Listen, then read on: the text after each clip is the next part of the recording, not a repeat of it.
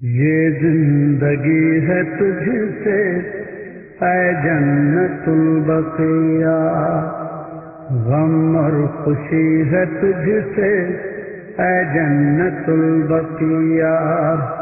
دھارس بڑی ہے تجھ سے اے جنت البقیہ،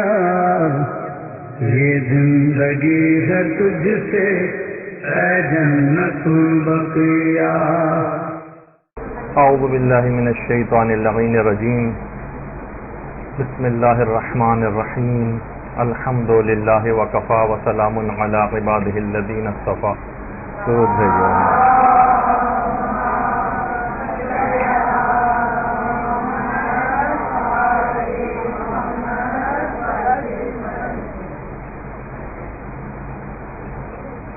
آج 7 شوال کا دن آ گیا ہے اور کل 8 شوال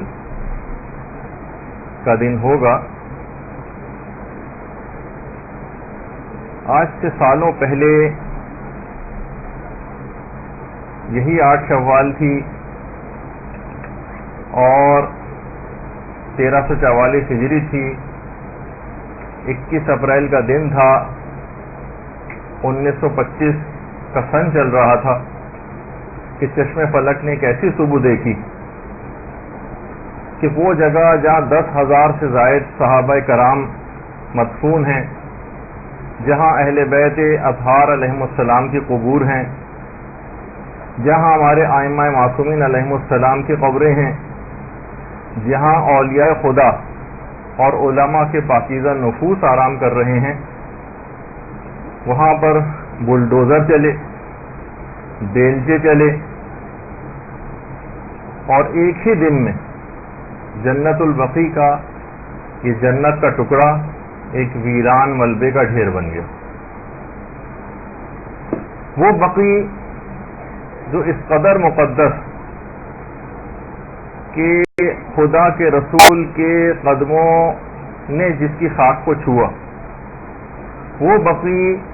جو اتنا باعظمت کہ رسول اسلام کی نگاہیں اس کے اوپر پڑیں،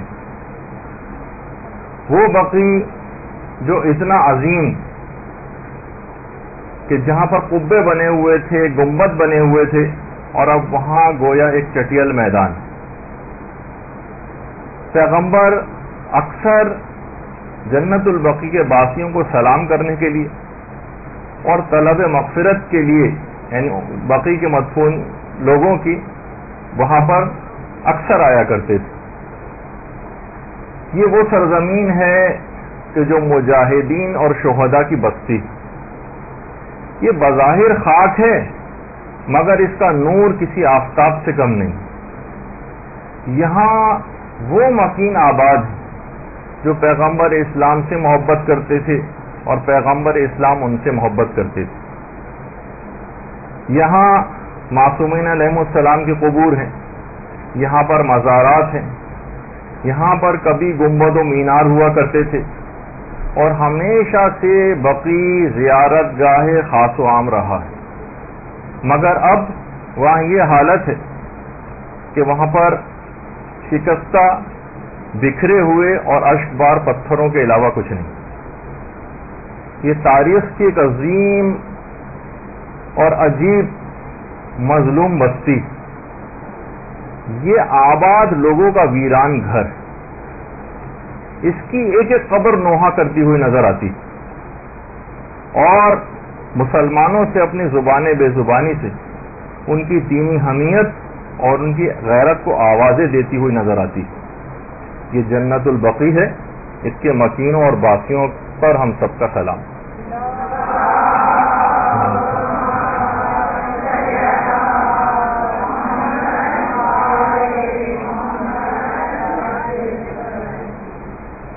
کچھ اگر ہم مختصر طور پر اس پہ گفتگو سے پہلے تھوڑی سی اس کی تاریخ بھی اگر دیکھ لیں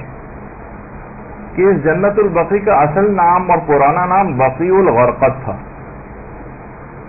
ایک خاص قسم کے درخت جن کا نام غرقد تھا یہاں پر لگے ہوئے تھے، اور پیغمبر اسلام نے سب سے پہلے حضرت عثمان ابن مظعون، حضرت عثمان ابن عفان نہیں جو مسلمانوں کے تیسرے خلیفہ ہیں، بلکہ عثمان ابن مظعون، ان کی قبر سب سے پہلے پیغمبر نے یہاں کے درختوں کو کاٹ کر بنائی. اور صحیح مسلم میں بھی ہے باقاعدہ کہ پیغمبر اسلام نے فرمایا تھا کہ خدا نے مجھے حکم دیا ہے کہ میں بقی آ کر اہل بقی کے لیے دعائے مغفرت کروں، اور اس وجہ سے پیغمبر اکثر یہاں پر آتے تھے، سلام بھی کرتے تھے. ان تمام باتوں سے بھی یہ بات ظاہر ہوئی، جیسا کہ اکثر وہابیوں کا نظریہ ہے، بلکہ سارے وہابیوں کا ہی،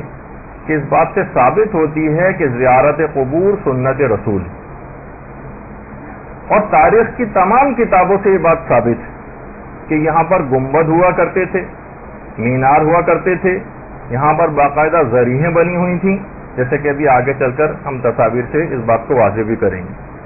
اور کتنے ہی سفر ناموں میں اس کا تذکرہ، کتنے ہی سفر ناموں میں،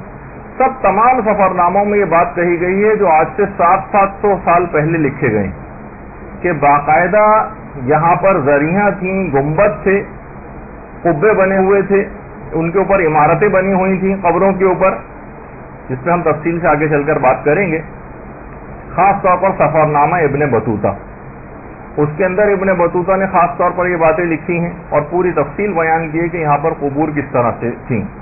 اس کے علاوہ سفر نامہ ابن جبیر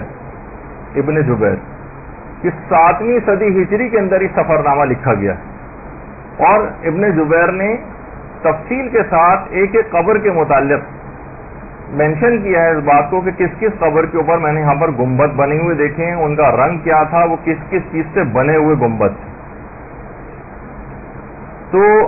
یہ سوچی کہ 7ویں صدی ہجری میں ابن جبیر نے سفر نامہ لکھا ہے، اور اس کے 150 سال بعد ابن بطوطہ نے سفر نامہ لکھا ہے. اس کے اندر تمام ان باتوں کا تذکرہ ہے. اور صرف یہی نہیں بلکہ وفا الوفا جو علامہ سمہودی کی کتاب ہے، اس میں بھی ان گنبدوں کا اور ان پر بنی قبروں میں بنی ہوئی عمارتوں کا تذکرہ ہے. اس کے علاوہ مرعۃ الحرمین، اس کے اندر اس بات کا تذکرہ ہے. مروج الذہب جو علامہ مسعودی کی بہت مشہور کتاب ہے، اس میں ان تمام گنبدوں کا تذکرہ ہے. اور تذکرۃ الخواص جو سبت ابن جوزی کی کتاب ہے، اس کے اندر بھی اس بات کا تذکرہ موجود ہے. یہ تمام تاریخ کی کتابوں کے اندر ایسا نہیں ہے کہ اکثر مسلمانوں کا، جیسے کہ ابھی بھی اگر آپ کسی سے پوچھیں تو لوگ بالکل واقف نہیں ہیں، اور شاید یہ بات سمجھتے ہیں کہ جنت البقیع جس طرح موجودہ حالت میں ہے، تقریباً 90% سے زائد شاید مسلمان اسی بات کو سمجھتے ہیں کہ پیغمبر اسلام کے دور میں اور اس کے بعد کے ادوار میں بھی ایسا ہی یہ چلا آ رہا ہے. ان کو نہیں پتا کہ یہاں کے قبروں کی کیا حالت تھی، اور اس کے بعد ایک مخصوص نظریے کے حامل افراد نے، ایک چھوٹے سے ٹولے نے کس طرح سے دینی طور پر ایک منمانی کی اور ایک اتنا بڑا ظلم پورے مسلمانوں کے ساتھ کیا. تو یہ بتانے کی بھی ضرورت ہے آگے چل کر، اس لحاظ سے جو ہماری ذمہ داریاں بنتی ہیں آج کے دن کے حوالے سے، وہ پھر ہم آخر میں اس بات کا بھی تذکرہ کریں گے. سب سے پہلے جو یہاں پر دفن ہوئے ہیں وہ حضرت عثمان ابن مظعون ہیں. پیغمبر اسلام نے ان کی قبر خود بنائی تھی، اور باقاعدہ 2 پتھر، ایک سرہانے اور ایک پائسی، عثمان ابن مظعون کی قبر کے قریب ہی پیغمبر نے رکھا تھا، اور قبر کا اس طرح سے ایک نشان بھی بنایا تھا تاکہ آنے والے زائرین اپنا اظہار عقیدت و محبت کر سکیں. لیکن جو پتھر پیغمبر نے رکھے تھے وہ حاکم شام کے دور میں اس کے گورنر مروان ابن حکم نے ہٹا دیے. مروان ابن حکم نے وہ پتھر ہٹا دیے اور توہین کی، بہت زیادہ توہین کی، پیغمبر اسلام کے اس عمل کی خلاف ورزی کر کے. صحابہ نے بھی سخت رد عمل کا اظہار کیا اور احتجاج ہونا شروع ہوئے، تو مجبوراً پھر یہ پتھر دوبارہ رکھے گئے. نہ صرف پتھر دوبارہ رکھے گئے بلکہ حضرت عثمان ابن مظعون کی قبر پر ایک گنبد بھی بنایا گیا اسی زمانے میں. اور پھر اس کے بعد حضرت عثمان ابن مظعون جب یہاں سب سے پہلے مدفون ہیں، اس کے بعد پیغمبر اسلام کے فرزند حضرت ابراہیم علیہ السلام، اللہم صلی علی محمد وعلی آل محمد، جو بچپن ہی میں انتقال کر گئے تھے. حضرت ابراہیم وہ بھی یہیں پر مدفون ہے. پیغمبر اسلام نے ان کو یہاں پر خود دفن کیا. پیغمبر اسلام نے ان کی قبر پہ بیٹھ کے بہت گریہ فرمایا، یہاں تک کہ روایتوں میں ملتا ہے کہ قبر جو ہے اشکوں سے مسلسل پیغمبر کے اشک مبارک قبر کے اوپر جو ہے وہ گرتے رہے. پھر اس کے بعد امام حسن علیہ الصلوۃ والسلام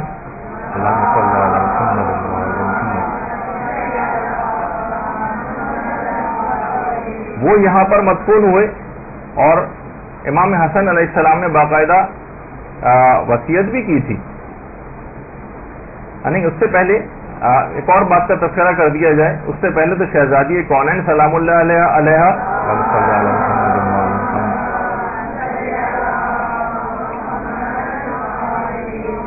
کچھ علماء کا رجحان ہے کہ وہ جنت البقیع میں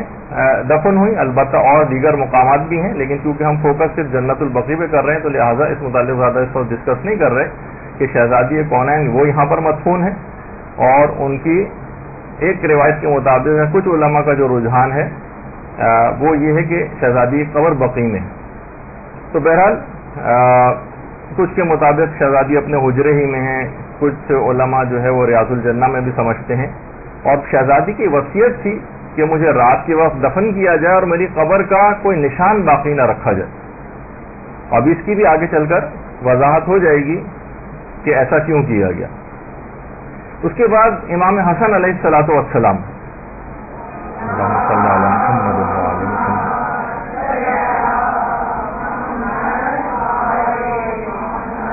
ان کی بھی وصیت یہ تھی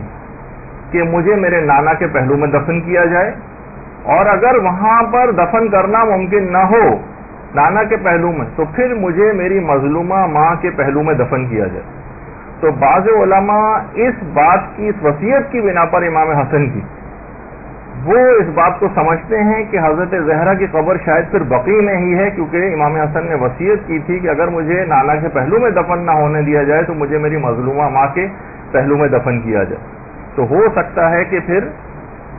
امام حسن علیہ الصلوۃ والسلام کیونکہ بقیع میں دفن ہے تو ہو سکتا ہے کہ شہزادی کی قبر بھی وہیں پر ہو, مگر بہرحال یہ بات اس لحاظ سے یقینی نہیں ہے. اس کے علاوہ یہاں پر جو مدفون ہیں ان میں ہمارے 4 دیگر ائمہ بھی ہیں,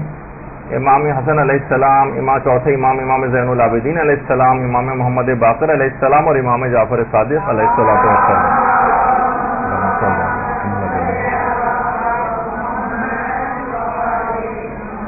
ان چاروں ائمہ کے قبور سے الٹے ہاتھ پر ایک قبر اور ہے جو اس وقت تصویر میں نہیں ہے, جو کہ شہزادی سے منسوب ہے, لیکن کچھ علماء یہ فرماتے ہیں کہ وہ حضرت فاطمہ بنت اسد سلام اللہ علیہ امیر المومنین کی والدہ گرامی کی قبر ہے.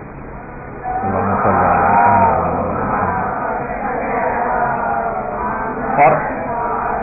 وہ جو پیچھے آپ کو قبر نظر آ رہی ہے چاروں ائمہ کے, یہ پیغمبر اسلام کے چچا حضرت عباس ابن عبد المطلب کی قبر. اور پھر اسی رو میں تھوڑا سا اور آگے چلیں تاکہ آپ کو اندازہ ہو جائے کہ بقیع میں کون کون مدفون ہے. تو اس میں حضرت ام البنین حضرت عباس علمدار کی والدہ گرامی, اور اس کے علاوہ پیغمبر اسلام کی 2 پھوپھیاں صفیہ اور عاتقہ کی قبریں ایک ساتھ ہیں. ان تینوں کے قبور ایک ساتھ ہیں. خواتین ایک زمانے تک یہاں سب سے جو ایکسس ہوتا تھا خواتین کا جنت البقیع میں, وہ ان 3 کے قبور تک تو آرام سے, کیونکہ وہ احاطے کے بالکل قریب ہیں باؤنڈری وال کے, لیکن اب وہاں پر بھی رکاوٹیں لگا دی گئی ہیں, اور خواتین نہ صرف کہ جنت البقیع میں اندر نہیں جا سکتی بلکہ اب ان قبور کی زیارت بھی وہ نہیں کر سکتی, جو کہ اس وقت بقیع میں بالکل کارنر پہ تھیں, اور وہاں پہ بھی رکاوٹیں لگا کے ان کو زیارت سے بھی محروم کر دیا گیا. اس کے بعد پھر پیغمبر کی جو ربائب تھیں, جو حضرت حالہ کی بیٹیاں تھیں, حضرت حالہ کی حضرت زینب, حضرت ام کلثوم اور رقیہ, یہ پیغمبر اسلام کی حقیقی بیٹیاں نہیں تھیں بلکہ ربائب پیغمبر ان کو کہا جاتا ہے, ان کی قبور ہیں. پھر اس کے بعد بقیع میں آگے ہی پیغمبر اسلام کی جو ازواج ہیں ان کی قبور ہے.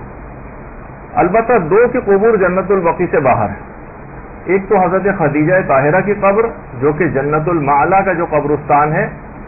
مکے میں وہاں پر ہے, اور دوسری پیغمبر اسلام کی ایک اور زوجہ جن کا نام میمونہ تھا, ان کی قبر صرف کے علاقے میں ہے جو مکہ اور مدینے کے درمیان تقریباً مکہ سے 20 کلومیٹر دور ایک جگہ ہے, وہاں پر حضرت میمونہ کی قبر ہے. پہلے یہ ہوتا تھا, یہ بہت پرانی تصویر ہے کہ اکثر قافلے جو حج کے لیے آ رہے ہوتے تھے تو وہ صرف میں ٹھہرتے ہوئے آتے تھے جو مکہ اور مدینے کے تقریباً درمیان کا ایک علاقہ ہے. اور اس کے بعد پھر وہ جو قبر آپ نے دیکھا کہ اس پہ گنبد وغیرہ بنا ہوا تھا اس کو بھی ڈھایا گیا, اس کے بعد ایک 4 دیواری سی بنا دی گئی، اور آج کل حضرت میمونہ کی قبر بالکل اس طریقے سے فلیٹ کر دی گئی ہے. تو بہرحال یہ تو 2 قبور باہر ہیں. اس کے علاوہ جتنی پیغمبر اسلام کی اور زوجہ ہیں، مثلا حضرت زینب ہے، حضرت ریحانہ ہیں، حضرت ماریہ قبطیہ ہیں، حضرت زینب بنت جہش ہیں، ام حبیبہ ہیں، حضرت حفصہ ہیں، سودا ہیں، جویریہ ہیں، حضرت عائشہ ہیں، اور ام سلمہ سلام اللہ علیہ. ان تمام کی جو قبور ہیں وہ یہیں ایک ساتھ جنت البقیع میں.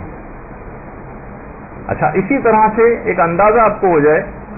کہ جنت البقیع ہی میں حضرت عقیل ابن ابی طالب کی قبر بھی ہے، امیر المومنین کے برادر، اور اس کے علاوہ حضرت عبداللہ ابن جعفر طیار جو کہ حضرت زینب سلام اللہ علیہ کے شوہر تھے، ان کی قبر بھی جنت البقیع میں ہی ہے. اور اس کے علاوہ چھٹے امام کے فرزند اسماعیل، ان کی قبر بھی یہیں پر ہے. اس کے علاوہ تھوڑا سا آگے اور چلتے ہیں اس میں، تو یہاں پر واقع حرہ کے جو شہید تھے، کہ واقع کربلا کے بعد 1 سال کے اندر اندر یزید نے مدینے کے اوپر حملہ کیا تھا،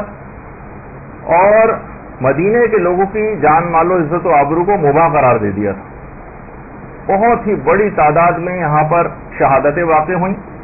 اور بہت سے علماء اس بات کے قائل ہیں کہ حضرت عبداللہ ابن جعفر طیار، حضرت زینب کے شوہر، بھی واقع حرہ ہی میں شہید ہوئے. اور اس کے علاوہ شہدائے احد جو زخمی ہو گئے تھے مدینے میں، ان کو بھی شہدائے مکے میں، ان کو بھی یعنی مدینے میں شہدائے احد جو حضرت حمزہ کی قبر کے قریب ہیں، جو زخمی ہو گئے تھے وہ لائے گئے تھے یہاں پر، اور زخمی ہونے کے بعد یہاں ان کا انتقال ہوا، شہادت ہوئی، تو ان کو پھر یہیں پر جنت البقیع میں دفن کیا گیا. اس کے علاوہ حضرت مالک ابن انس جو فقہ مالکی کے امام ہیں، علماء اہل سنت میں جو فقیہ تھے، ان کی قبر بھی یہیں پر ہے، اور ان کے استاد نافع، ان کی قبر بھی یہاں پر ہے. اور جنت البقیع کا باقاعدہ پورا ایک نقشہ بھی ہے جو کہ کتابوں میں، کہ قبروں کی یہاں پر جو بھی ممکن ہو سکا کہ اس کی ترتیب کیا ہے وہ بھی کتابوں کے اندر اویلیبل ہے. اور اس کے علاوہ پھر حضرت عثمان ابن عفان، ان کی قبر بھی یہیں پر ہے. یہ البتہ علاقہ پہلے بقیع سے باہر تھا، اور کہا جاتا ہے کہ یہودیوں کا قبرستان تھا حش کوکب، وہاں پر ان کو دفن کر دیا گیا تھا اس زمانے میں. لیکن مروان نے بعد میں معاویہ کے دور میں دونوں قبرستانوں کے درمیان ایک درمیانی ایک دیوار تھی، وہ اسے توڑ دی تھی، اور اس کے بعد پھر قبرستان کو بقیع میں شامل کر لیا گیا تھا. اور اسی بقیع کے اندر حضرت حلیمہ سعدیہ کی قبر بھی ہے، پیغمبر اسلام کی رضائی والدہ، ان کی قبر بھی یہیں پر ہے. اور حضرت حلیمہ سعدیہ کا ایک مکان بھی ہوا کرتا تھا کہ جس میں وہ رہا کرتی تھیں، اور پیغمبر اسلام کی پرورش بھی انہوں نے وہاں پر کی. لیکن ایک زمانے تک وہ مکان بھی تھا، لیکن اس کے بعد اس کو بھی پھر ڈھا دیا گیا. جس طرح اور قبور اور دیگر جو نشانیاں وہاں پر موجود تھیں اس کو ختم کیا گیا، تو اس کے ساتھ ساتھ یہ مکان بھی ختم ہو گیا. اچھا، کچھ کے متعلق تو یقینی طور پر پتہ ہے کہ ظاہر ہے کہ وہ جنت البقیع میں مدفون، اور ان کی جگہوں کی نشاندہی بھی ہے کہ کہاں کہاں ہیں. لیکن بہت سارے ایسے بھی ہیں اس کے اندر پہلے تو یہاں پر قبر کے اوپر ایک نشانی بھی ہوا کرتی تھی، اور بعض قبروں کے اوپر نام بھی لکھے ہوئے تھے کہ یہاں پر کون کون مدفون ہیں. لیکن جب سے اس کو بقیع کو برابر کیا گیا، ڈیمولش کیا گیا، اور بہت بڑا ظلم ہوا، تو بہت سی قبروں کے نشان بالکل ختم ہو گئے. جیسے محمد ابن حنفیہ، ان کی قبر یہاں پر تھی. سعد ابن معاذ پیغمبر اسلام کے صحابی، ان کی قبر یہاں پر تھی، اب پتہ نہیں کہاں ہے. حضرت ابو سعید خدری، ان کی قبر یہاں پر تھی. حضرت مقداد کی قبر یہاں پر تھی. مالک اشتر کی قبر یہاں پر تھی. جابر بن عبداللہ انصاری کی قبر یہاں پر تھی. زید ابن حارثہ، سعد ابن عبادہ، معاذ ابن جبل، اور عبداللہ ابن مسعود، سعد ابن زرارہ، کتنے ایسے مشہور ترین صحابہ ہیں کہ جن کی قبر کا اب کوئی نشان باقی نہیں، اور کچھ نہیں معلوم کہ اب یہ ان تمام قبرستان بقیع میں کس جگہ پر یہ افراد موجود ہیں. اچھا، اب تھوڑا سا ایک آپ کو اس کا ایک بتا دیا جائے کہ اگر آپ اس لحاظ سے دیکھیں کہ آپ کے سامنے پیغمبر اسلام کا روضہ ہے،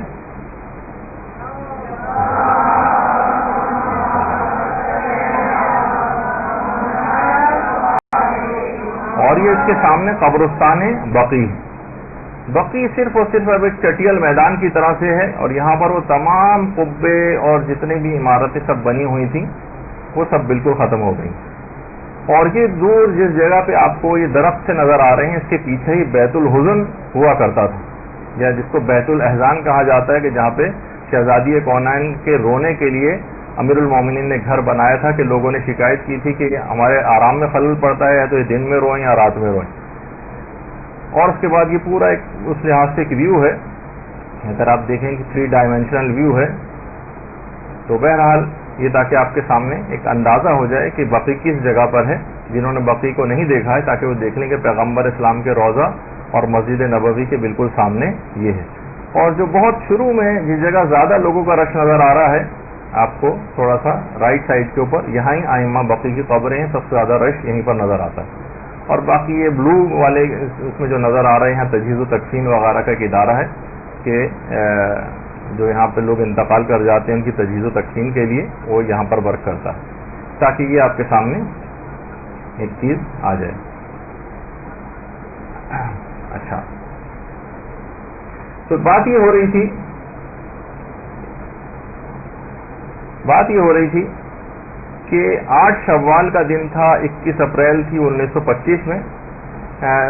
پہلے یہاں پر روضے بھی بنے ہوئے تھے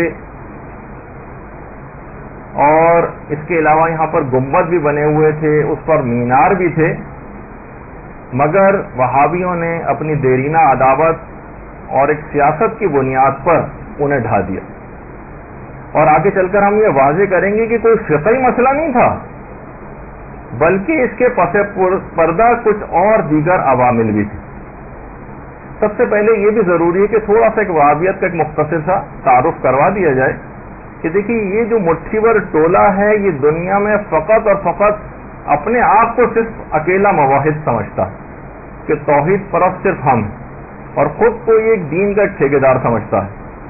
یہ قبور پر تعمیرات کے بھی خلاف ہے، یہ قبور کی زیارت کے خلاف ہے، یہ قبور کے لیے سفر کرنے، ان کی زیارت کے لیے سفر کرنے کے خلاف ہے، یہ خواتین کے قبرستان جانے کے خلاف ہے، یہ توسل کے خلاف ہے، یہ چومنے کے خلاف ہے، قبروں کو، ذریحوں کو، ان کو ہاتھ لگانے کو، ان کی طرف دعا مانگنے کو، ان کے قریب کھڑے ہو کر نماز پڑھنے کو. اور جو جعلی اور ضعیف قسم کی کچھ احادیث کا ان لوگوں نے سہارا لیا ہوا ہے، ان کا مفہوم کچھ اور ہے جو کہ ہم آگے چل کر اپنی اس گفتگو میں تھوڑا سا ڈسکس کریں گے. اور ان تمام باتوں کی وجہ سے ان تمام چیزوں کو اس چھوٹے سے گروہ نے حرام قرار دیا ہوا. ان کے نزدیک پوری دنیا میں ان لوگوں کے علاوہ کوئی بھی مسلمان نہیں ہے، اور جتنے بھی دنیا کے مسلمان وہاں پر آتے ہیں وہ سارے کافر و مشرک ہیں. یہی وجہ ہے کہ ان کے ساتھ انتہائی ہتک آمیز اور توہین آمیز سلوک کیا جاتا ہے. اور زائرین جتنے بھی وہاں پر آتے ہیں ان سب پر یہ تہمت لگاتے ہیں کہ سارے مشرک ہیں جو شرک کرنے کے لیے یہاں پر آتے ہیں. جو اس فرقے کا بانی تھا اس کا نام تھا شیخ محمد ابن عبد الوہاب. محمد ابن عبد الوہاب نجدی، یہ اس کی تصویر ہے. یہ اس فرقے کا بانی تھا، اور اس فرقے کے جتنے نظریات ہیں اس کے اپنے ذہن کی اختراع تھی. اچھا، اس کا نام تو محمد تھا، اس کے باپ کا نام عبد الوہاب تھا. علماء نے یا اس زمانے میں لوگوں نے اس کے فرقے کو اس کے باپ کے نام سے موسوم کیا، حالانکہ اس کے باپ کا اس کے عقائد سے کوئی تعلق نہیں تھا. لیکن اگر اس کے اپنے نام سے اس فرقے کو موسوم کیا جاتا، مثلا اس فرقے کو فرقہ محمدیہ کہا جاتا، تو پیغمبر اسلام سے نام کی مماثلت کی وجہ سے یہ لوگ اس کا ناجائز فائدہ اٹھاتے، لہذا اس کو اس کے باپ کی طرف منسوب کر کے پکارا گیا. یہ 1115 ہجری کے اندر پیدا ہوا تھا، اور اس کا باپ عبد الوہاب قاضی تھا. شیخ محمد ابن عبد الوہاب نے فقہ حنبلی کی تعلیم تو اپنے باپ سے حاصل کی تھی. فقہ حنبلی آج کل بھی سعودی عرب میں جس فقہ کو فالو کیا جاتا ہے وہ فقہ حنبلی ہے کچھ اعتبار سے، لیکن اب تو ابن تیمیہ وغیرہ کے عقائد جو ہیں وہ وہاں پر اور اس کے مسائل ہی زیادہ تر چلتے ہیں. لیکن فقہ حنبلی کی تعلیم اس نے اپنے باپ سے حاصل کی تھی، اور جوانی سے نجد کے لوگوں کے اعمال اور رسومات کو یہ حرام قرار دیتا تھا جوانی کے دور سے. پھر یہ بصرے بھی گیا، بصرے میں اس پہ بہت تنقید ہوئی ہے، وہاں سے بھی نکالا گیا، اور اپنے باپ سے بھی اس کے مذہبی اختلافات ہو گئے. خیر 1153 ہجری میں اس کے باپ کا بھی انتقال ہو گیا. اب اس نے کھلم کھلا اپنے عقائد کی تبلیغ شروع کر دی. لوگ اس کے پاس جمع بھی ہونے لگے اور اسی دوران اس کے تعلقات آل سعود سے بھی ہو گئے اور ان جو حکمران تھے ان سے اس نے تعلقات پیدا کر لی اور حکومت کے معاملات کے اندر یہ شخص دخیل ہو گیا. اور جو ان کے عقائد کو تسلیم نہیں کرتا تھا یہ اس کے مال و متاع کو لوٹنے کو جائز قرار دیتا تھا اور جو مال ان سے حاصل ہوتا تھا ان مسلمانوں سے ان کو یہ مال غنیمت سے تعبیر کرتا تھا اور انہیں کافر قرار دے کر جنگی قیدیوں کا سب سلوک ان سے کیا جاتا تھا. ان کے جان و مال و عزت و آبرو کو کسی قسم کے بھی یہ احترام کا قائل نہیں تھا ان کے اور لوٹ لیا جاتا تھا, قتل کر دیا جاتا تھا. اور ایسا جو وہاں کا علاقہ ہے سعودی عرب کا اس سے قریب ایک گاؤں فصول میں انہوں نے سب سے پہلے 300 مسلمانوں کو قتل کیا تھا جو آج بھی تاریخ کے اندر موجود ہے اور ان کا تمام مال و متاع لوٹ لیا تھا کیونکہ ان کے عقائد قبول کرنے کو وہ تیار نہیں تھے. اچھا سن 1206 ہجری میں محمد ابن عبد الوہاب بھی مر گیا لیکن اس کے پیروکاروں میں سے جو امیر سعود تھا اس نے 20,000 افراد کا ایک لشکر تیار کیا اور اس کے بعد اس 20,000 کا لشکر لے کر اس نے کربلا کے اوپر حملہ کیا اور انتہائی وحشیانہ قتل عام کیا اور اتنی تباہی مچائی کہ بعض مورخین یہ فرماتے ہیں کہ اس نے تقریباً کربلا میں 5,000 زائرین کو قتل کیا اور بعض علماء تو 20,000 زائرین کی تعداد لکھتے ہیں. کربلا میں انہوں نے حملہ کر کے 20,000 زائرین کو قتل کیا اور اس کے بعد حرم امام حسین علیہ الصلوۃ والسلام میں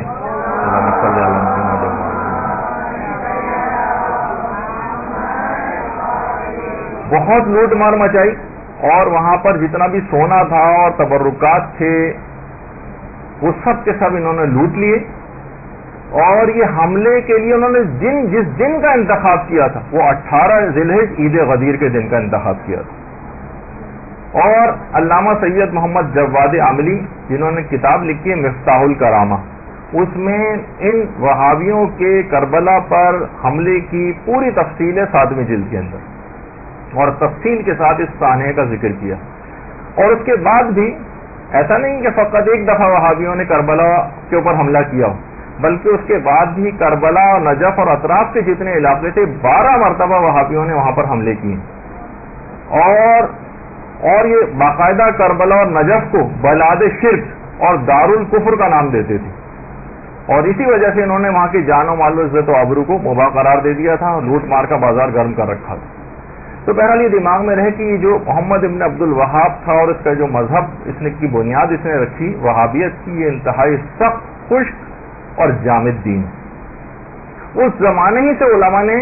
اس کے طور طریقوں کی مخالفت کرنی شروع کر دی تھی اس زمانے سے ہی. اور اس کے جو والد تھے عبد الوہاب اور بھائی تھے سلیمان ابن عبد الوہاب جو کہ فقہ حنبلی کے بہت بڑے علماء میں ان دونوں کا شمار ہوتا تھا وہ سخت اس کے نظریات کے خلاف ہو گئے تھے. اور اس کا جو بھائی تھا اس نے تو کتاب پوری اس کے خلاف لکھی الصواعق الالہیہ فی الرد علی الوہابیہ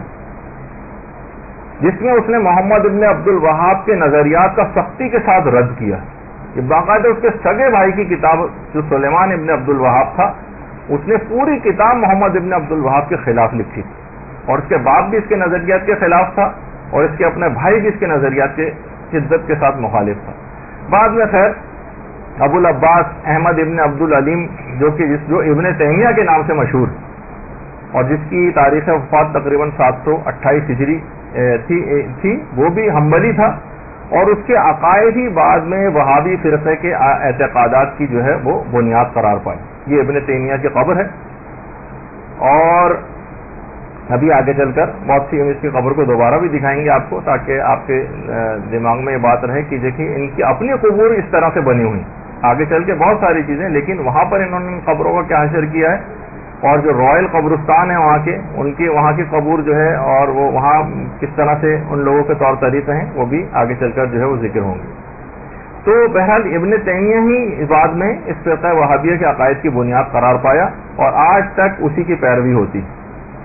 اچھا اس کے بعد سن 1344 ہجری کے قریب آل سعود نے مکہ مدینہ اور نواحی علاقوں میں بھی قبضہ کر لیا اور نہ صرف بقی بلکہ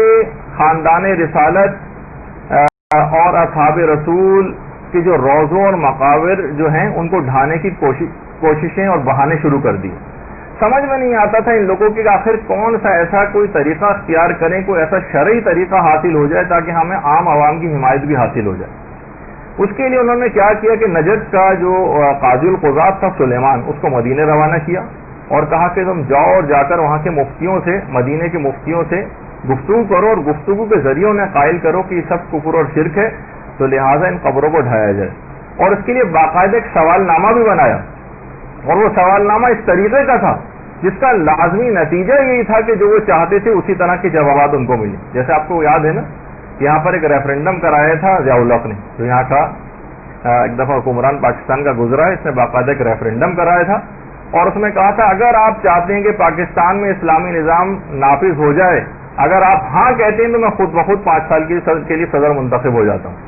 یعنی کہ ایسا شرمناک قسم کا وہ ریفرینڈم جو یہاں پر کرایا گیا, تو بعض اوقات اس طرح ہی کے سوال نامے بنائے جاتے ہیں. ظاہر کوئی بھی نہیں لکھے گا کہ میں اسلام کا نفاذ یہاں پر نہیں چاہتا, تو نفاذ چاہنے پہ جیسی ٹک لگائیں گے خود بخود یہ سمجھا جائے گا کہ ہم نے ضیاء الحق کو 5 سال کے لیے صدر منتخب کر لیا. تو اس زمانے سے یہ سلسلہ انہوں نے بھی اپنے آبا و اجداد سے سیکھا ہوا تھا, اور وہی چیز اس ریفرینڈم میں انہوں نے کی. اور آج بھی حالانکہ خود وہابیت کا کافی زیادہ پرچار کرنے والا اور وہابیت کو فروغ دینے والا, لیکن ان کی بھی خبریں ایسی ہیں اور اس کے اوپر بھی باقاعدہ پوری عمارت اور سب کچھ بنی ہوئی. یہ سارے فتوے صرف بقی کی حد تک ہیں, جنت المالا کی حد تک ہیں, لیکن اپنی جو قبور ہیں ان لوگوں کی, خاموشی سنی,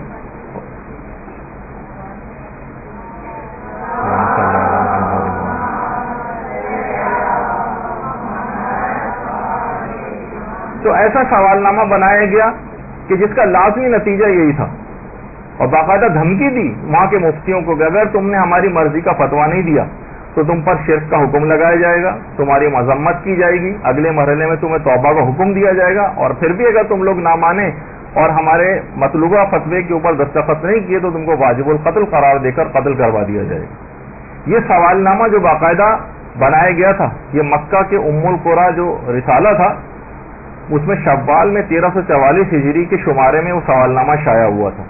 جب وہ شائع ہوا تو اس کی اشاعت پر تمام مسلمانوں میں کوہرام مچ گیا, مگر انہوں نے ایک نہ سنی اور بالآخر اپنی مرضی کا فتویٰ حاصل کر لیا. اور اس کے بعد بقی کے روضوں اور قبروں کو مسمار کرنے کا شرمناک کام شروع کر دیا. روضوں کے تمام قیمتی سامان کو ان لوگوں نے لوٹ لیا, وہاں پر کدال چلنے لگے اور جنت البقیع کو ملبے کے کیسے ڈھیر میں تبدیل کر دیا جس کو دیکھ کر دل کانپ جاتا. اچھا, اب صرف بقیع نہیں بلکہ انہوں نے تمام اسلامی یادگاروں کو, تمام اسلامی یادگاریں, ان کو انہوں نے نشانہ بنانا شروع کیا. بنو ہاشم کے جتنے گھر بنے ہوئے تھے ان کو منہدم کرنا شروع کیا, جتنے بھی مکانات یہاں پر اہل بیت اطہار کے تھے ان کو گرانا شروع کیا توسیع کے نام سے. مختلف مرحلوں کے اندر یہ سلسلہ آج تک جاری و ساری. ہر دفعہ زیارتوں پہ جاتے ہیں تو کچھ نہ کچھ آثار مٹے ہوئے نظر آتے ہیں. اور وہ مکان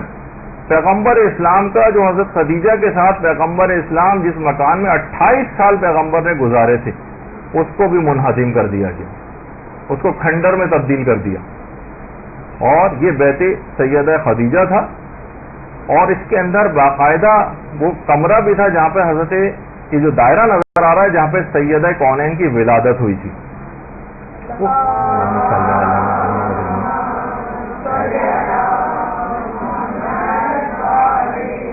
ان سب پہ مختلف ادوار میں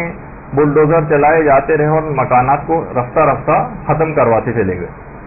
کیونکہ ایک دم سے کرنے میں وہ بھگت چکے تھے کہ عالم اسلام کا ایک دم سے ری ایکشن ہوتا ہے. تو اب توسیع کے نام پر, حالانکہ توسیع کے ساتھ ساتھ ان کو پریزرو کر کے بھی توسیع ہو سکتی تھی جسے آگے چل کر ہم واضح کریں گے اپنی گفتگو میں, لیکن اس کے باوجود بھی ان کو ڈیمولش کر دیا گیا, منہدم کر دیا گیا اور ان کے آثار کو ختم کر دیا گیا خاص نظریے کی بنا پہ جو آگے چل کر آئے گا. اور صرف ہینٹ کی حد تک بات نہیں رہی بلکہ خود حضرت حمزہ کا گھر تھا اس کو بھی منہدم کیا گیا. دار ارقم جو اولین تبلیغ کا مرکز تھا حضرت زید ابن ارقم کا جو گھر تھا توسیع کے نام پر اس کو بھی منہدم کر دیا گیا. اور صرف یہی نہیں کہ صرف مکے اور مدینے کی حد تک بات رہتی بلکہ جدہ میں حضرت حوا کی قبر بھی تھی، اس کا نشان بھی تقریباً خود جو جدہ میں رہتے ہیں ان کو بھی آج کل پتہ نہیں ہے کہ وہ اس کا نشان کس طریقے سے غائب کر دیا گیا، لیکن بہت سے علماء نے لکھا ہے کہ اس کا نام جدہ تھا اسی وجہ سے کہ ہم سب کی جدہ حضرت حوا کی قبر یہاں پر تھی۔ اس کے علاوہ ایک روایت کے مطابق مقام ابوا میں حضرت آمنہ پیغمبر اسلام کی والدہ گرامی کی قبر تھی۔ اللہم صلی علی محمد وعلی محمد۔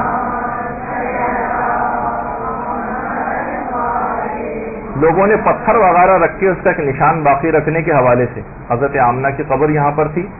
اب وہ بھی نہیں پتا کہ وہ اس کا نشان بھی شاید یہ پتھر وغیرہ بھی اب ہٹا دیے گئے۔ کچھ پرانی تصاویر ہیں کہ جن کو پتہ چل جاتا تھا وہاں پر جاتے تھے اور اپنی دعائیں، حاجتیں، گریہ وزاری، اپنے اظہار عقیدت و محبت جو ہے ان قبور کے اوپر جا کر کیا کرتے تھے، لیکن وہ بھی ساری منہدم جو ہے وہ کروا دی گئی۔ مثلا جتنے بھی افراد کو پتہ چلتا تھا کوشش کر کے وہاں پر جاتے تھے، لیکن اب معلوم نہیں کہ وہ قبر کہاں۔ اس کے علاوہ پھر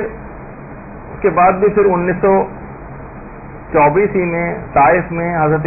ابن عباس کی قبر تھی، اس سے بھی منہدم کروایا گیا۔ اس کے علاوہ جو بیت الاحزان، انڈیا اور پاکستان کے بہت سے علماء کا نظریہ ہے کہ بیت الاحزان جنت البقیع میں نہیں ہے بلکہ جنت البقیع سے باہر وہ جہاں پہ کھجور کے درخت آپ کو میں نے تصویر میں دکھائے تھے وہ اس کا وہ والا ایریا ہے جنت البقیع کے باہر کی طرف، پیچھے کی طرف، وہاں پر جو بیت الاحزان تھا جہاں پہ شہزادی رونے کے لیے جو ہے وہ جایا کرتی تھیں، اور انہوں نے نہ صرف اس مکان کو منہدم کروایا بلکہ یہاں پر پورے مدینے کا کوڑا اور کرکٹ اور غلاظتیں لا کر ڈالی جاتی تھی۔ اور بیت الاحزان کے نام سے خیر ہمارے بہت سے علماء نے جو ہے وہ کتابیں بھی لکھی ہیں، اور اس تصویر میں بھی وہی والی جگہ بیت الاحزان کی جو ہے وہ شو کی گئی۔ تو بہرحال امیر المومنین نے یہ گھر جو ہے وہ بنوایا تھا۔ تو لیکن کچھ علماء یہ کہتے ہیں کہ نہیں، خاص طور پر ایران کے کچھ علماء وہ کہتے ہیں کہ یہ مدینے سے ذرا یہ جنت البقیع سے باہر نہیں تھا بیت الاحزان، بلکہ بیت الاحزان جنت البقیع کے اندر ہی کسی جگہ پر تھا۔ اور وہ کہتے ہیں کہ حضرت عباس ابن عبد المطلب کی جو قبر ہے، جو چاروں ائمہ بقیع کی قبر کے جو بالکل پیچھے آپ کو قبر نظر آ رہی ہے، اس کے قریب میں ہی کہیں بیت الاحزان جو ہے وہ بنایا گیا تھا۔ اور کچھ مورخین نے کہا ہے کہ حضرت ابراہیم جو پیغمبر کے فرزند تھے ان کی قبر کے قریب کہیں یہ جگہ تھی۔ بہرحال جو بقیع میں کسی جگہ پر تھا یا بقیع سے تھوڑا سا باہر، بہرحال اس کو بھی ڈھا دیا گیا۔ اچھا، بیت الاحزان یہ جو ہے احزان جو جمع ہے حزن کی، اور اس کے معنی احزان کے معنی کئی غم۔ جب بھی شہزادی کہتی تھی کہ مجھ پر اتنی مصیبتیں پڑی ہیں کہ اگر روشن دنوں پر پڑتے وہ غم تو وہ سیاہ راتوں میں تبدیل ہو جاتے۔ اس لحاظ سے یہ سب سے پہلا عزاخانہ تھا جو رونے کے لیے شہزادی کونین نے بنایا تھا، جس کی بانی سیدہ کونین سلام اللہ علیہ تھی۔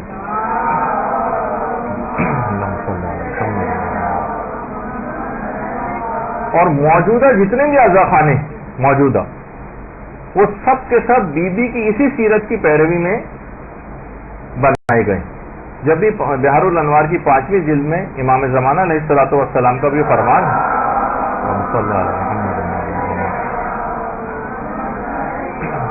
کہ رسول اللہ کی بیٹی کی سیرت ہمارے لیے نمونہ عمل ہے، اور 5ویں امام بھی یہ بات بیان فرماتے ہیں کہ آپ خدا کی تمام مخلوقات، جنوں، انسانوں، چرند، پرند، سب کے لیے واجب الاطاعت تھی، یعنی آپ کی پیروی سب پر فرض تھی۔ تو بہرحال یہ جو کچھ بھی آج جتنے بھی عزاخانے، موجودہ عزاخانے جتنے بھی بنائے جاتے ہیں ہمارے ملکوں میں، یہ سب بی بی کی اسی سیرت کی پیروی میں بنائے جاتے ہیں۔ اس کو معمولی چیز نہ سمجھیں، اور یہ بی بی کی سیرت کی پیروی ہی کے اندر بنائے جاتے ہیں۔ اچھا، یہ بات یاد رہے کہ وہابیت کے فروغ میں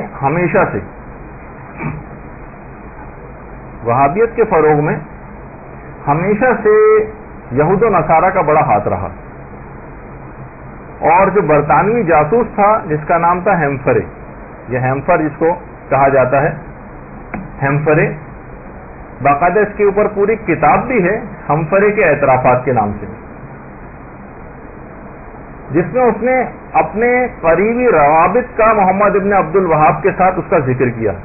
وہ برطانیہ کا وہ جاسوس, اور باقاعدہ انگلش میں بھی confessions of a British spy کے نام سے یہ جو ہے ترجمہ بھی ہو چکا ہے, جس میں اس برطانوی جاسوس جس نے بہت بڑا پارٹ پلے کیا تھا محمد ابن عبد الوہاب کے عقائد کو ڈسٹارٹ کرنے میں, اس میں انحراف لانے میں, اس نے باقاعدہ اعتراف کیا اپنے اعترافات میں کہ میرے بہت ہی قریبی روابط محمد ابن عبد الوہاب کے ساتھ تھے. محمد ابن عبد الوہاب, جتنی بھی اس کی اور تصاویر بھی ہیں محمد ابن عبد الوہاب کی, وہ ہر ایک کے اندر کوئی نہ کوئی برٹش ریپرزینٹیٹو اس کے ساتھ ضرور ہوتا جو اس کو گائیڈ کرتا. تو یہ جو بالکل ایکسٹریم رائٹ سائڈ پر جو کھڑا ہوا ہے شخص داڑھی میں, یہ خود جو ہے وہ برٹش ریپرزینٹیٹو تھا جو اس کو مستقل گائیڈنس پرووائڈ کیا کرتا تھا, اور کوئی نہ کوئی جاسوس ہمیشہ سے ان لوگوں کے ساتھ جو ہے وہ رہا ہے. تو وہ کتاب جو ہے بہرحال ہمفرے کے اعترافات یہ اردو زبان میں بھی شائع ہو چکی ہے, اس کو بھی آپ ضرور لے کر کبھی موقع ملے تو پڑھیے گا, جس میں تفصیل اس بات کی ہے. تو اس کے اسلامی عقائد کو نہ صرف اس ہمفرے نے منحرف کیا بلکہ پھر اس نے ایک 6 نکاتی منصوبہ بھی بنایا, ایک لاہ عمل بنایا. اچھا, یہ جو دستاویزات تھیں یہ ساری, یہ جنگ عظیم دوم کے زمانے میں جو دوسری جنگ عظیم ہوئی تھی اس میں جرمنوں کے ہاتھ لگ گئی, تو ان کو پروپیگنڈے کا برطانیہ کے خلاف ایک بہت زبردست ایک موقع مل گیا. اس کے بعد جرمنوں کے جب ہاتھ لگے تو انہوں نے اپنے ایک رسالے اسپیگول میں اس کو شائع کیا. پھر فرانس کے رسالوں میں بھی یہ تمام چیزیں شائع ہوئیں, اب اس کا اردو ترجمہ بھی ہو گیا ہے. تو بہرحال اس کے بعد بھی یہ سلسلہ رکا نہیں,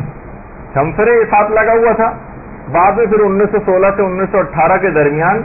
lieutenant colonel T E Lawrence یہ باقاعدہ جو ہے وہاں پر جاسوس کے طور پر بھیجا گیا, اور وہابیوں کو پھر یہ گائیڈ کرتا رہا اس کے بعد کے ادوار میں,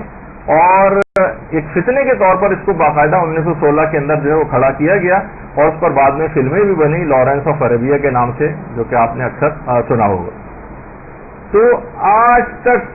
اس ٹولے کی جو سرپرستی ہے وہ ظالم حکومتیں یہود و نصارہ کر رہے ہیں, وہابی ٹولے کی, اور اس کا پروف حال ہی میں ہیلری کلنٹن نے اپنے ایک بیان میں کیا جو اس نے کانگریس کے اندر خطاب کیا ہے, جو کہ ہم اب آپ کو سنوا رہے ہیں. اس کو ذرا تھوڑا سا آپ غور سے سنیے گا کہ اس نے کیا کہا ہے.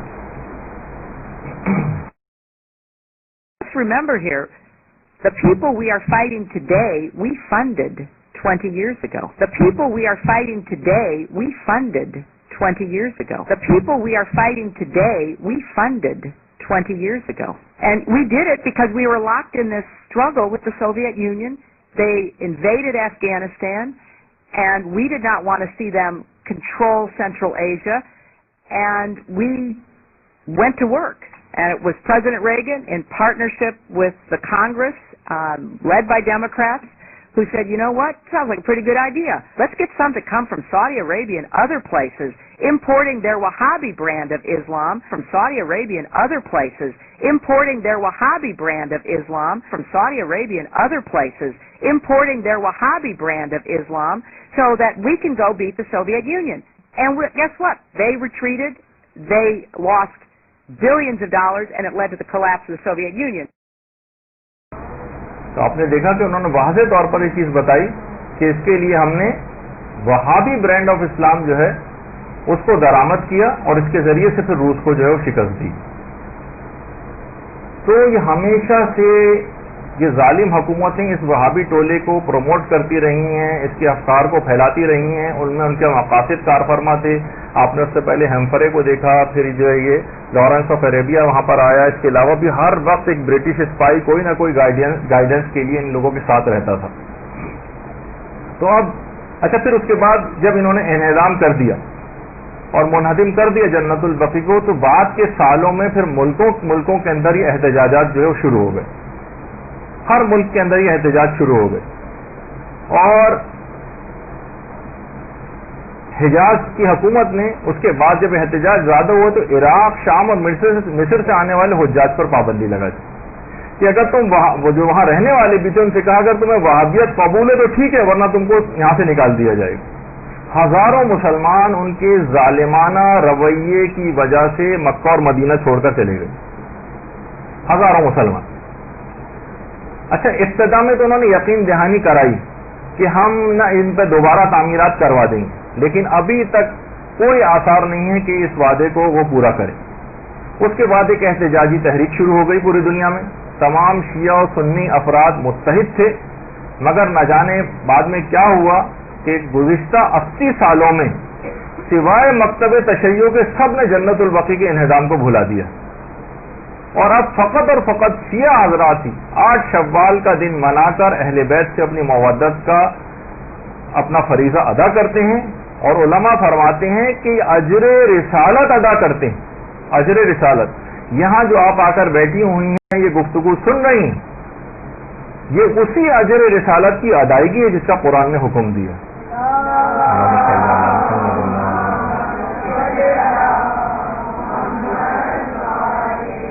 دیکھیں، انہضام جنت البقیع کوئی فقہی مسئلہ نہیں تھا،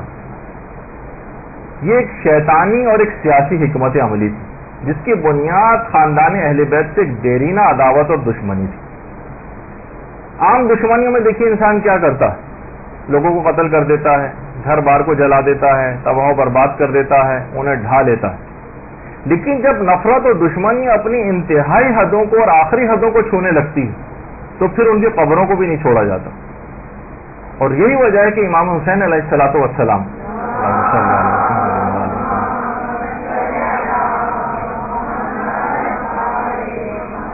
بعد میں آنے والے ظالم حکمران، انہوں نے نہ صرف امام کی قبر پر ہل چلائے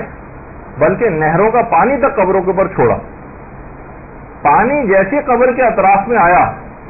دائرے کے اندر آ کر گول گول گھومنے لگا اور قبر کے اندر داخل نہیں ہوا. اور وہ تمام علاقہ کہ جہاں پر پانی دائرے میں گھومتا رہا اس کو حائر حسینی کہا جاتا ہے. وہ قبے کے نیچے والی جو جگہ جہاں پہ امام حسین علیہ السلام کی قبر ہے، اس کے اطراف، قبور کے اطراف میں پانی گول گول چکر کھانے لگا، اور یہی وہ جگہ ہے حائر حسینی. پھر وہ اس کے فقہی احکام بھی تھوڑے سے الگ ہو جاتے ہیں، تو ابھی جس کو ہم ڈسکس نہیں کر رہے، لیکن بہرحال ایک تاریخی ایک جگہ، تو تاکہ دماغ میں رہے کہ بہرحال انہوں نے پوری کوشش کی کہ حل بھی چلوا دیے، پانی بھی چھوڑا گیا. تو قبروں کی اسی بے حرمتی اور بے احترامی کے پیش نظر تو بہت سارے مقاصد تھے. ان میں سے ایک مقصد یہ بھی تھا، شہزادی نے جو اپنی قبر کو مخفی رکھنے کی تاکید کی تھی، اور آج تک شہزادی کی قبر کا کوئی نشان اسی وجہ سے باقی نہیں. ایک بے حرمتی کا خوف، اس کے علاوہ امیر المومنین کی قبر کو بھی مخفی رکھا گیا، اور کتنی ساری قبور امام حسن نے کھودی تھی تاکہ مخفی کر دیا جائے. پھر کہیں بہت بعد میں جا کے ہارون رشید عباسی کے دور میں امیر المومنین کی قبر اطہر جو ہے وہ ظاہر ہوئی. تو اہل بیت سے وہی دشمنی آج تک چلی آ رہی ہے. اہل بیت جو آج بھی اپنے قبور کے ذریعے اپنے ماننے والوں سے ایک روحانی رابطہ رکھتے ہیں، یہ اس روحانی رابطے کو بھی ختم کر دینا چاہتے ہیں. تو یہی وجہ ہے کہ بلڈوزر چلائے گئے، بیلچے چلائے گئے، اور وہ تمام قبے، گنبد، مینار اور جو عمارتیں تھیں ان سب کو منہدم کر دیا گیا. اچھا، اس رابطے کو توڑنے کے لیے انہیں کچھ بھی کرنا پڑا، انہوں نے کیا،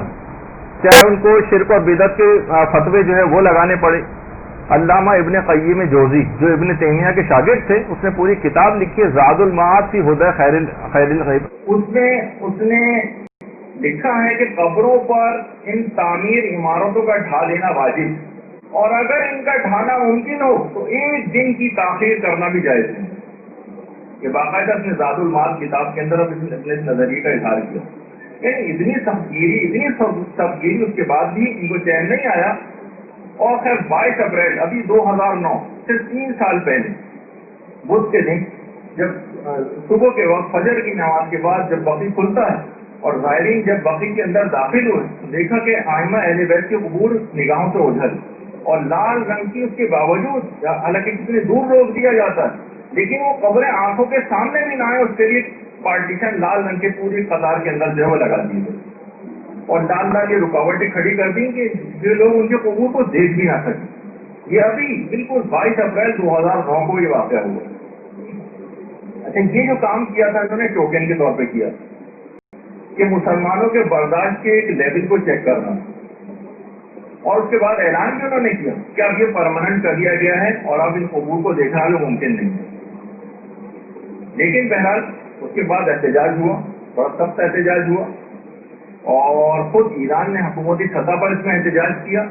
اور دیگر ممالک کے مسلمانوں کی طرف سے بھی احتجاج ہوا۔ مجبوراً 24 گھنٹے کے اندر اندر وہ رکاوٹیں ان کو ہٹانی پڑی۔ لیکن یہ 24 گھنٹے اہل بیت کے چاہنے والوں کے اوپر بہت ہی سنگین، بہت سنگین۔ تو یہ اس طرح سے کہ دور سے صرف خبریں نظر نہیں آ رہی تھیں اور اس انداز سے، اور وہاں پر متوجہ بھی کھڑے کر دیے جیسے جو کہ عام طور پر ہوتے بھی ہیں، پولیس اور فوج وغیرہ وہ بھی اندر جو آ گئی تھی، اور حج کے قریب کے جو ہے ظاہر ہے کہ ایام نہیں تھے تو اس وجہ سے بہت زیادہ رش بھی وہاں پر نہیں تھا۔ لیکن یہ آنن فانن یہ خبر پھیل گئی، تصاویر انٹرنیٹ اس کے ذریعے، اور ایک احتجاج شروع ہو گیا۔ حکومت ایران نے بھی مکمل احتجاج کے، تو 24 گھنٹے کے اندر یہ ہٹا تو نہیں، لیکن یہ کتنے سنگین تھے یہ 24 گھنٹے بھی۔ اب آپ خود سوچئے کہ گزشتہ 87 سال سے یوسف زہرا امام زمانہ علیہ السلام کے دل نازلی پہ کیا گزر رہی ہے، کیسا ان کا دل ان قبروں کو دیکھ کر خون کے آنسو روتا ہو۔ ہم سے 24 گھنٹے برداشت نہیں ہے، اور امام زمانہ 87 سال سے یہ چیز دیکھتے آ رہے ہیں۔